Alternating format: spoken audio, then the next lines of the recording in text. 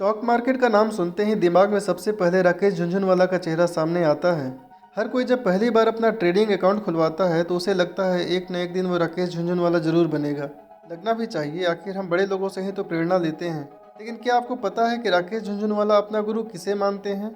मैं बात कर रहा हूँ श्री राधा कृष्ण दमानी का। वो ना केवल एक बड़े इन्वेस्टर हैं बल्कि एक सफल बिजनेसमैन भी हैं।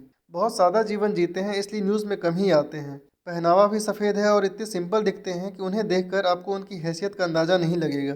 उनके पिताजी स्टॉक मार्केट में ब्रोकर थे, इसलिए कह सकते हैं कि ट्रेडिंग और इन्वेस्टमेंट उनके खून में है।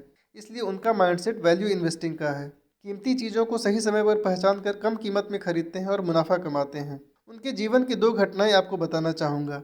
1990 में जब हर्षद मेहता पूरे स्टॉक एक्सचेंज और न्यूज़ में छाया था और एसीसी सीमेंट समेत कई शेयर्स के भाव उसने आसमान पहुंचा दिए थे, तब दमानी जी समझ गए थे कि ये प्राइसेस मैनिपुलेटेड हैं और सस्टेन नहीं करेंगे।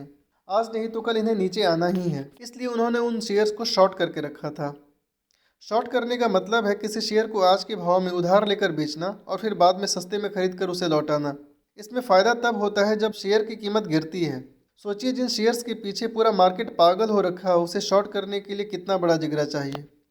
उन्हें शुरुआत में लॉस भी हुआ, लेकिन अपने निर्णय पर भरोसा था और आखिर में जब वो शेयर्स काफ़ी गिर गए तब उन्होंने ज़बरदस्त मुनाफा कमाया। दूसरी बात 2002 की है, जब डॉट कॉम बबल फटने के बाद रियल एस्टेट के दाम काफ़ी गिर गए थे। देश में आर्थिक मंदी का काफ़ी असर था और निवेशक सहमे हुए थे। उस डर के माहौल में राधाकृष्ण दमानी ने रियल एस्टेट में मौका देखा और मुंबई के कई हिस्सों में ज़मीन में काफ़ी निवेश किया। आगे चलकर इनका उपयोग उन्होंने अपना रिटेल चेन शुरू करने में किया। खुद की ज़मीन पर स्टोर होने के कारण उनका खर्चा काफ़ी बच गया और आज डी मार्ट देश के सबसे ज़्यादा प्रॉफिटेबल रिटेल चेन में से एक है। और यही वजह है कि आज दमानी जी का नेटवर्थ 1.5 लाख करोड़ रुपए से भी ज़्यादा का है ना कमाल की आदमी। अब आपको थोड़ा अपने पिताजी के बारे में बताना चाहूँगा। मेरे पिताजी ने अपने करियर की शुरुआत एयरफोर्स से किया और बाद में वीआरएस लेकर बैंक में क्लर्क के रूप में ज्वाइन किए। सैलरी मध्यम थी और ज्वाइंट फैमिली के खर्चे भी काफ़ी थे, इसलिए ज़्यादा रिस्क नहीं ले सकते थे। स्टॉक और म्यूचुअल फंड से हमेशा दूर रहे, क्योंकि एक बार किसी म्यूचुअल फंड में पैसे डाले थे और वो 5 साल के बाद थोड़ा नुकसान में बेचना पड़ा। इसलिए सिर्फ फिक्स डिपॉजिट में ही पैसे डाले। घर की सारी जिम्मेदारियां निभाने के बाद मौका देखकर शहर में एक छोटा सा प्लॉट खरीदा, फिर कई वर्षों बाद उसे अच्छी कीमत पर बेच दिया और एक बड़ा प्लॉट खरीदा और उस पर ये आलीशान घर बनाया। आज रिटायरमेंट के बाद फाइनेंशियल फ्रीडम के साथ चैन की ज़िंदगी जी रहे हैं। पैसे कम कमाए कम बढ़ाए, लेकिन मौका देखकर सही निवेश किया और ज़िंदगी में जो चाहत की वो पा लिया। वैसे इन दोनों लोगों की तुलना करना कहीं से भी उचित नहीं है, लेकिन एक आम इंसान इन दोनों लोगों की जीवन से एक नहीं बल्कि दो बातें सीख सकता है। पहली, वहीं पैसे डालो जहां की भरपूर समझ हो। कम बढ़े या ज़्यादा बढ़े वो बात की बात है, लेकिन नुकसान से दूर रहना है। वॉरेन बफेट भी यही बात कहते हैं।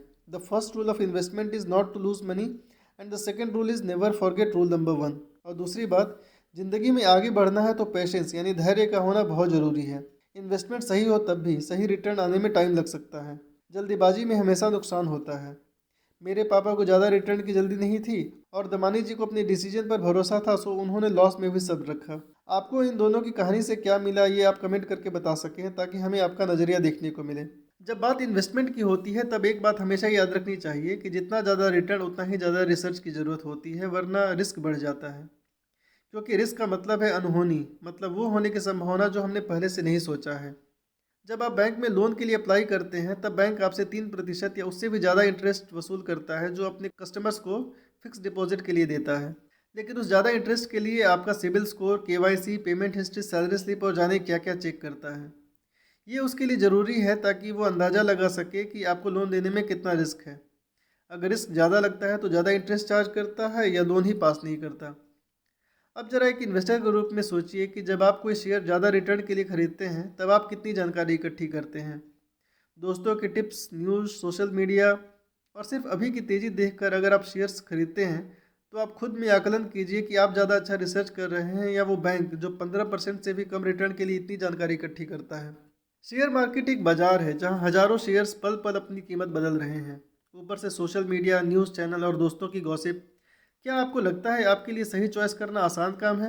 ह्यूमन साइकोलॉजी के अनुसार ज़्यादा चॉइसेस हमें कंफ्यूज करते हैं और सही डिसीजन लेने में अड़चन पैदा करते हैं। चॉइसेस कैसे हमारे दिमाग को भ्रमित करते हैं, उस पर शीना इंगियार की एक टेड टॉक है जो आपको सुननी चाहिए। शेयर एक मोटर कार जैसा होता है, फास्ट, लेकिन ऊपर भी फास्ट जाता है और नीचे भी फास्ट आता है। लेकिन अगर बिना ट्रेनिंग और प्रैक्टिस के कोई फास्ट स्पीड में कार चलाए तो उसके मंजिल तक पहुंचने की संभावना कितनी है। शेयर मार्केट कोई अलग थोड़े ही है, लेकिन यहाँ जब एक्सीडेंट होता है तो नुकसान सिर्फ आपका होता है और कभी कभी आपके परिवार वालों का। जब मैं कार ड्राइविंग सीख रहा था तब ड्राइविंग इंस्ट्रक्टर ने एक बड़ी अच्छी बात कही थी। अगर आप स्लो कार चलाना सीखते हैं तो ज़रूरत पड़ने पर तेज़ भी चला लेंगे, लेकिन अगर आपने सीखने के साथ ही फास्ट चलाना शुरू कर दिया तब कभी भी स्लो नहीं चला पाएंगे। वैसे ही जब संभल संभल कर पूरी रिसर्च के साथ शेयर मार्केट में इन्वेस्टमेंट करते हैं तब नुकसान होने की संभावना कम हो जाती है और समय के साथ कॉन्फिडेंस आ जाता है और बाद में वो इन्वेस्टर एक बड़ा मुनाफा कमा सकता है। मार्केट में एक बुल फेज भी आता है, जब किसी भी शेयर में पैसे डालो वो तेज़ी से बढ़ जाता है और इन्वेस्टर को लगता है कि क्या कमाल कर दिया मैंने। कोरोना के बाद ऐसा ही एक फेज़ आया था और पिछले 2 साल में भी ज़बरदस्त तेज़ी देखने को मिली है। लेकिन वहीं जब बेयर फेज आता है तब सही हकीकत का पता चलता है और सारा रिटर्न नेगेटिव हो जाता है। इसलिए समय देना बहुत ज़रूरी है और इन्वेस्टमेंट साइज बढ़ाने से पहले खुद से पूछना चाहिए कि हमें मार्केट में कितने साल का एक्सपीरियंस हुआ अभी तक। कुछ बातें जो स्टॉक इन्वेस्टर को ध्यान देनी चाहिए। पहली बात, किसी भी शेयर में अपने कैपिटल का 10% से ज़्यादा इन्वेस्ट ना करें। मतलब अगर आपके पास 1 लाख रुपए हैं तो 10,000 से ज़्यादा एक शेयर में मत डालें। दूसरी बात, इन्वेस्ट करने से पहले आप उसका स्टॉप लॉस और टारगेट डिफाइन कर लें। लॉन्ग टर्म इन्वेस्टर बनना है तो भी स्टॉप लॉस तो डिफाइन कर ही लें और उस स्टॉप लॉस का जीटीटी यानी गुड ट्रिगर्ड ऑर्डर प्लेस कर लें। जीटीटी एक तरह का परमानेंट ऑर्डर है जो तब तक रहेगा जब तक ये ट्रिगर ना हो जाए या आप इसे डिलीट ना कर दें। और तीसरी बात, अगर प्राइस ऊपर जाए तो स्टॉप लॉस को रिवाइज कर लें ताकि स्टॉक प्राइस ऊपर जाने पर आपको कुछ प्रॉफिट मिल जाए या लॉस कम हो जाए। जैसे जैसे प्राइस ऊपर जाए स्टॉप लॉस को ऊपर करते जाओ।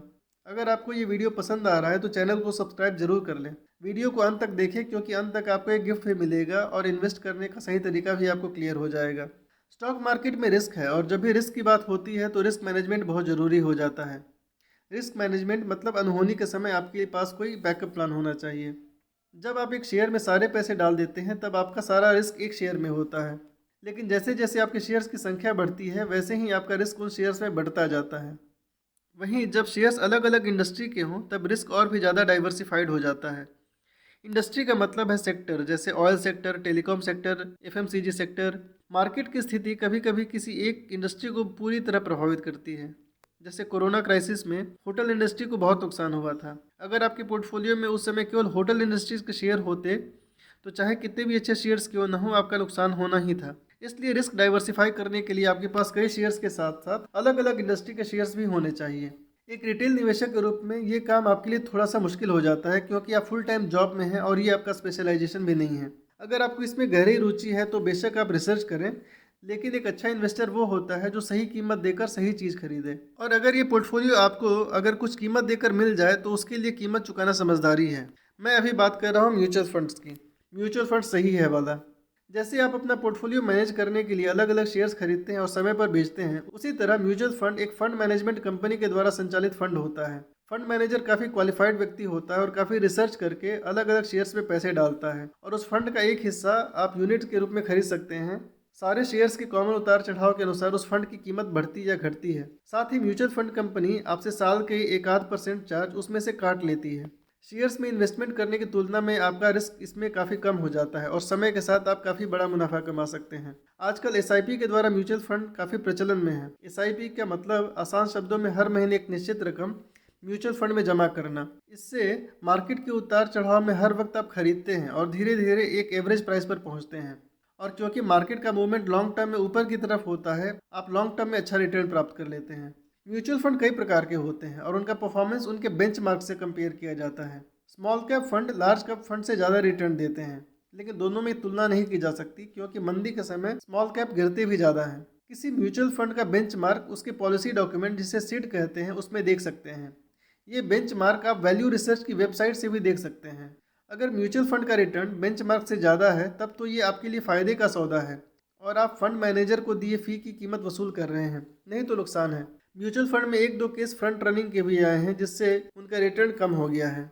म्यूचुअल फंड की एक सबसे बड़ी कमी ये है कि इसका परफॉर्मेंस फंड मैनेजर के ऊपर डिपेंड करता है। आपका इन्वेस्टमेंट लॉन्ग टर्म के लिए होता है, 10 साल, 20 साल या 30 साल, लेकिन फंड मैनेजर तो एक इंसान होता है। वो जॉब भी चेंज कर सकता है और रिटायर भी हो सकता है और उसकी जगह दूसरा फंड मैनेजर वैसा ही परफॉर्मेंस देगा, ये थोड़ा अनिश्चित हो जाता है। इसलिए म्यूचुअल फंड में पैसे डालने के बाद भी आपको इसे मॉनिटर तो करना ही चाहिए। लेकिन अगर आप ये नहीं करना चाहते तो आप एक अच्छे म्यूचुअल फंड डिस्ट्रीब्यूटर से संपर्क कर सकते हैं जो आपको सही जगह निवेश करने में मदद कर सकता है। उसके द्वारा निवेश करने से आपका रिटर्न थोड़ा और कम हो जाता है, लेकिन अगर आप गलत फंड में निवेश करने से बच जाते हैं तो ये कम रिटर्न भी गलत फंड के रिटर्न से बहुत ज़्यादा हो जाता है। वीडियो थोड़ा लंबा हो गया है, लेकिन अब यहाँ तक आ ही गए हैं तो अंत तक देखिए, क्योंकि अब हम सबसे ज़्यादा ज़रूरी बात करने वाले हैं इंडेक्स फंड के बारे में। जिस बेंचमार्क की हम बात कर रहे हैं वो इंडेक्स होते हैं। ये बीएससी और एनएससी के स्टैंडर्ड पोर्टफोलियो जैसे होते हैं जिनकी डेली उतार चढ़ाव से इंडेक्स में उतार चढ़ाव आता है। इसके कुछ आम उदाहरण हैं निफ्टी, सेंसेक्स, बैंक निफ्टी, फिन निफ्टी इत्यादि। समय के साथ साथ इन इंडेक्स के पोर्टफोलियो में भी बदलाव आता है, लेकिन वो कोई फंड मैनेजर नहीं बल्कि एक तय किए हुए नियम से होता है जो तभी बदलता है जब देश की अर्थव्यवस्था में कोई बड़ा बदलाव आए। जैसे किसी सेक्टर का अर्थव्यवस्था पर ज़्यादा प्रभाव बढ़ जाता है तो उस सेक्टर की हिस्सेदारी बढ़ा दी जाती है। इंडेक्स में निवेश करने के दो तरीके हैं, इंडेक्स फंड और ईटीएफ। इंडेक्स फंड वो फंड होते हैं जिसमें फंड मैनेजर अपना दिमाग न लगाकर पैसों को इंडेक्स के शेयर्स में उसी अनुपात में लगाता है और इस तरह फंड मैनेजर का कमीशन काफ़ी कम हो जाता है। म्यूचुअल फंड की तरह इसमें एग्जिट लोड भी कम दिनों का होता है या नहीं होता है। अगर दूसरे शब्दों में कहें तो ये ऐसे म्यूचुअल फंड हैं जिनका उतार चढ़ाव इनके इंडेक्स के जितना ही होता है। अगर ग्रोथ इंडेक्स फंड में निवेश किया जाए तो इनका रिटर्न इंडेक्स से भी ज़्यादा हो जाता है, क्योंकि जब कंपनियां डिविडेंड देती हैं तो ग्रोथ फंड उस डिविडेंड को उसी कंपनी के शेयर खरीदने में इस्तेमाल करता है और इस तरह इंडेक्स फंड का रिटर्न इंडेक्स को बीट कर देता है। मज़े की बात यह है कि 90% म्यूचुअल फंड अपने बेंचमार्क इंडेक्स से ज़्यादा रिटर्न नहीं दे पाते हैं। ईटीएफ इंडेक्स के यही पोर्टफोलियो हैं जो लाइव मार्केट में ट्रेड होते हैं। इनका प्राइस लगभग इंडेक्स जितना ही पल पल चेंज होता है। ये लाइव मार्केट के थ्रिल देने के साथ ही सेफ इन्वेस्टमेंट का भी फायदा देता है। इसकी खास बात यह है कि अगर ये आपके खरीदे हुए प्राइस से नीचे चला जाए तो भी आप निश्चिंत होकर और खरीद कर अपना एवरेज प्राइस कम कर सकते हैं, क्योंकि ये स्टॉक की तरह कभी भी आपके पैसे नहीं डुबाएंगे। लेकिन शुरुआत में ही इनमें इन्वेस्ट करने से बचना चाहिए, क्योंकि आपकी नज़र साथ साथ दूसरे स्टॉक्स पर भी पड़ेगी जो इससे ज़्यादा तेज़ी से बढ़ रहे हैं और आपका इन्वेस्टमेंट डिसिप्लिन डगमगा सकता है। लेकिन अगर आप पेशेंस रख सकते हैं तो इससे अच्छा कुछ नहीं। इंडेक्स फंड की एक मज़ेदार कहानी है। सदी के सबसे बड़े इन्वेस्टर वारेन बफेट ने अपने मित्र टेड साइड्स, जो कि एक फंड मैनेजर हैं, उनसे 2007 में शर्त लगाई कि उनका फंड अगले 10 साल में S&P 500 के इंडेक्स को बीट नहीं कर पाएगा। दोनों में शर्त लगी थी कि जिनके रिटर्न कम आएंगे वो $1 मिलियन चैरिटी को दान करेंगे। इसके लिए दोनों ने $1-1 मिलियन इन्वेस्ट किए। वारेन बफेट ने जहां इंडेक्स फंड में इन्वेस्ट किया, वहीं टेड साइड्स ने 5 अलग अलग हेज फंड्स में इन्वेस्ट किया। अगले 10 साल में जहां वारेन बफेट का रिटर्न 125.8% था, वहीं टेड साइड्स का रिटर्न मात्र 22% का था, क्योंकि अगले 10 सालों में 2008 का मार्केट क्रैश हुआ था और उसके बाद एक बुल रैली भी आई थी। जहां वारेन बफेट ने अपने फंड को छुआ भी नहीं था, वहीं हेज फंड ने तेजी और मंदी में अपने पोर्टफोलियो में काफी फेरबदल किए, जिसके कारण उनका रिटर्न काफी कम हो गया। इस कहानी से हमें ये सीख मिलती है कि इन्वेस्टमेंट को जितना सिंपल रखो उतना ही उसका रिटर्न लॉन्ग टर्म में ज़्यादा अच्छा होता है। अगर आप आज आंख बंद करके भी इंडेक्स फंड में इन्वेस्ट करना शुरू कर देते हैं तो लॉन्ग टर्म में आप 90% इन्वेस्टर से आगे निकल जाएंगे। अगर आप यहाँ तक बने हुए हैं तो आप में वो पैशंस है जिससे आप एक सफल इन्वेस्टर बन सकते हैं। इसके लिए आपको अपने सीखने की भूख को जिंदा रखना पड़ेगा।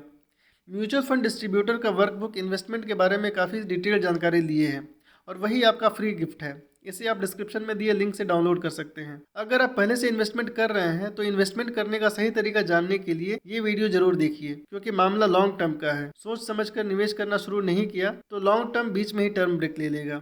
धन्यवाद।